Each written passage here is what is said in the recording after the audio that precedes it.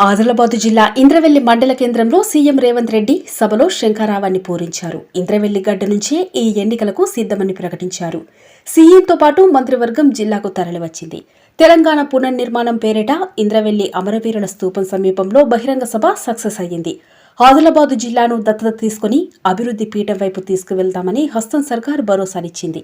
గడిచిన 10 ఏళ్లలో రాష్ట్రంలో కేంద్రంలో బీఆర్ఎస్ బీజేపీ ప్రభుత్వాలు వ్యవహరించిన తీరుపై సీఎం తీవ్రంగా విమర్శించారు. రానున్న పార్లమెంటు ఎన్నికల్లో కాంగ్రెస్ను గెలిపించాలని ప్రజలకు సీఎం విజ్ఞప్తి చేశారు.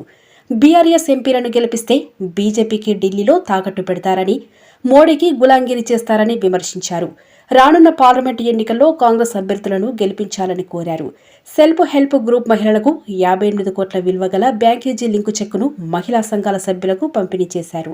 ఒక్కో గ్రూప్కు 25 లక్షల చొప్పున మంజూరు చేశారు. 270 కోట్లతో 33 గిరిజన గ్రామాలకు రోడ్లు, 5 కోట్లతో బుగ్గారంలో గిరిజన బాలికల రెసిడెన్షియల్ పాఠశాల నిర్మాణానికి శంకుస్థాపన చేశారు.